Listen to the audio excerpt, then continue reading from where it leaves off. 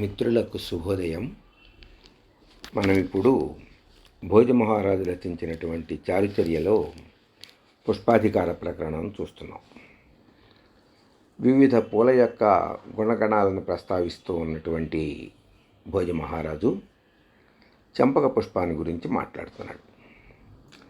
చంపక ప్రసవమిశ్రగంధకం భూసురాధిక మహీపతియోగ్యం వాతపైత్యశమనం ఖలు వృష్యం స్వర్ణవర్ణమభిషట్పదఘాతి.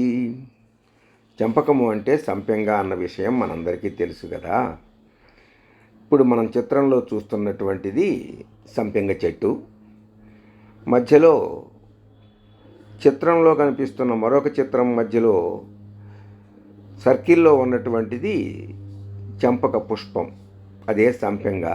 అది పండితే బంగారు రంగుకి వస్తుందనే విషయం చాలామందికి తెలుసు, సంపెంగ తెలిసిన వాళ్ళందరికీ. అయితే విచిత్రం ఏమిటి అంటే సంపెంగకు కేసరాలు, కింజిల్కాలు ఇటువంటివి ఏమీ కనిపించవు. అందుకనే తుమ్మెదలు దీని చెంతకు రావు. కాబట్టే ఈ శ్లోకంలో భోజమహారాజు షట్పదఘాతి అనే ప్రయోగం చేశాడు. తుమ్మెదలకు విరోధిట ఈ పుష్పం,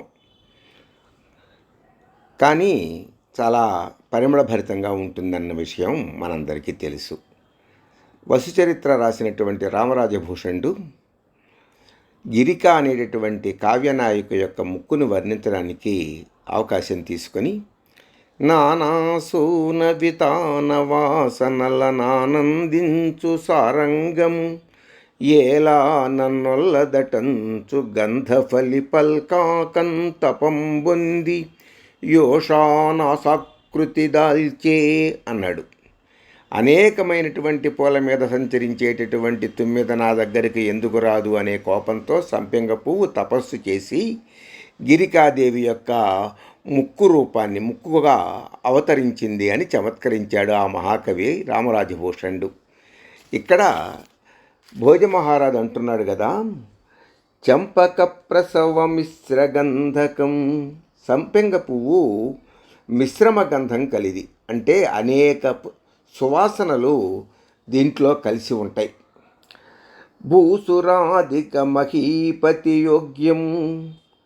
భూసురులు, రాజులు వీళ్ళు దీనిని ఎక్కువగా ఉపయోగిస్తూ ఉంటారు పూజా పునస్కారాలకి, అలంకారాలకి, శిరస్సులో ధరించడానికి వాటికిను. వాతపైత్యశమనం ఖలు వృష్యం.